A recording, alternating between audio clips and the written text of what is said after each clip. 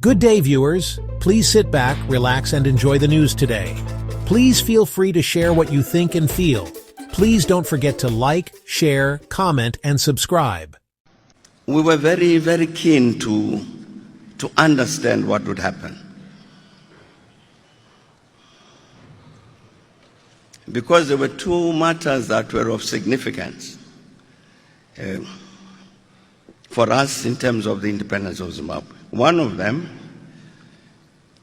was that Zimbabwe had a relatively large white minority population.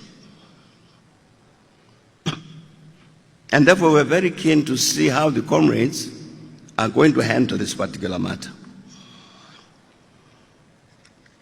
And you remember what happened.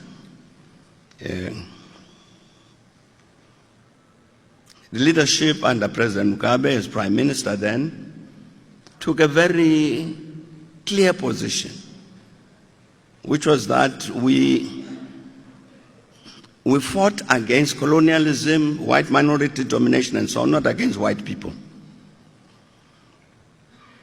And let's handle ourselves in a manner which will result in that national reconciliation. And I think you can see what happened with us here in 1994.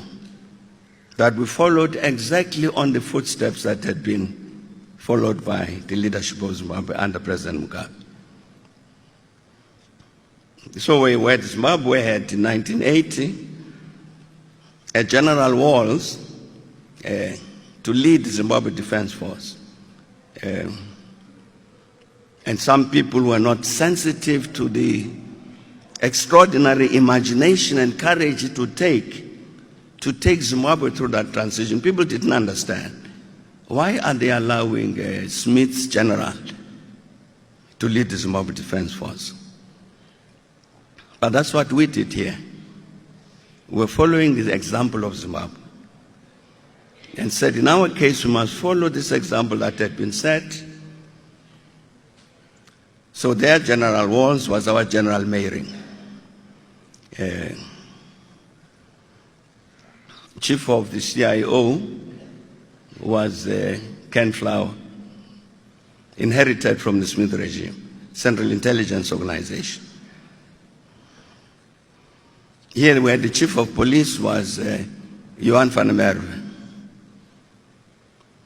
I'm saying that period of transition, which was handled by President Mugabe and the rest of the leadership, ZANU-PF, there was a very important lesson for us in terms of how we might want to handle our own situation. Again, we must indeed pay tribute to the leadership of President Mugabe and the other comrades for what they did in order to assist us here to resolve what is an important challenge in terms of ensuring that we had a smooth transition, as smooth as possible, a transition to a post-apartheid democratic rule. Oliver Tambo attended the ceremony to lower the British flag and raise the Zimbabwe flag in 1980, April.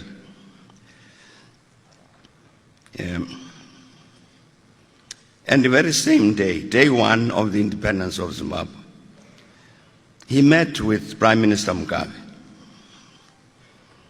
and said to him,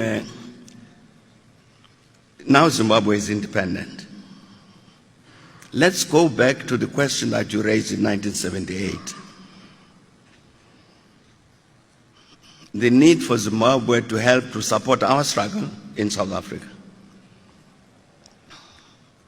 So President Mugabe said, Prime Minister Mugabe said to him, look, if you ask for permission from me that the ANC must operate from Zimbabwe, I will say wait. Because you can see, we are carrying so many of Smith's people,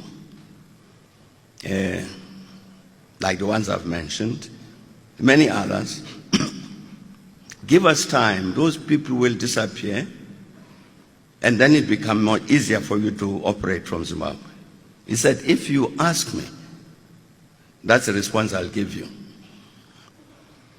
But rather than asking me, he says, why don't you send some of your people to Zimbabwe now to make an assessment, for the ANC to make an assessment for itself as to whether it can operate. So you don't have to depend on Robert Mugabe. So OR came back to Lusaka and reported this, and we said, very good idea. And indeed we went to Zimbabwe. I was in that delegation, which went to Zimbabwe to assess the situation to see whether we can operate. Yeah. So that was in the very first month of the independence of Zimbabwe. So we stayed in Zimbabwe for 2 weeks or so, wandered around, talked to people, went back to Lusaka and said, of course we can always operate in Zimbabwe.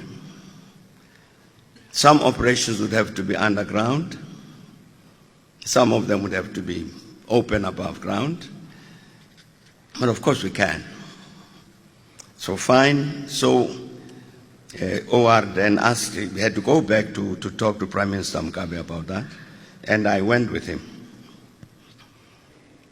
Now, comrades, I'm talking about April, May 1980.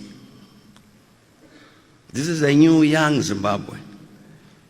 Across the border, the Limpopo, you have an apartheid regime which is intensely hostile to this government that's taken over in Zimbabwe. And obviously very intensely hostile, similarly to the ANC. But we're saying, despite that, what can be done? So we came back and met with President Mugabe, Prime Minister. As it happens, he was accompanied by the current president of Zimbabwe, Emmerson Mnangagwa, who was at the time Minister of National Security. And so OR says to Prime Minister Mugabe, we can operate. So Prime Minister Mugabe says, well, okay, if that's your decision, fine. Now why don't we arrange that Thabo here and Emmerson must sit together and work out how you are going to operate.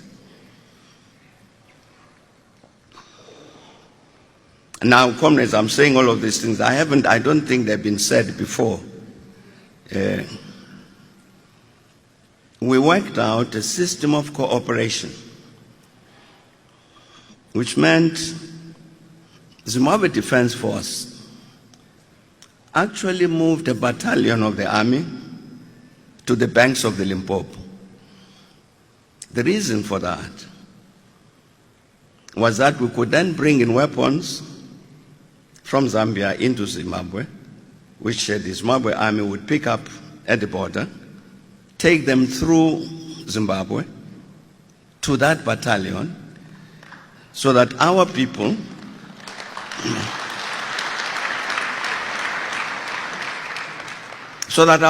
would then come into Zimbabwe carrying no weapons. Instead, the Zimbabwe government would issue them with false identity cards. There were a lot of roadblocks at that time. So as they go through as Zimbabweans and collect their weapons on the banks of the Limpopo. I'm saying this is April, May 1980. There were other decisions that were taken, like the Zimbabwe government would issue us with passports which identify some of us as Zimbabwean, in order to facilitate movement in the context of any matter that would be sensitive. So instead of me traveling as Thabo Mbeki to some secret meeting somewhere in the world, I would travel as Patrick Joao into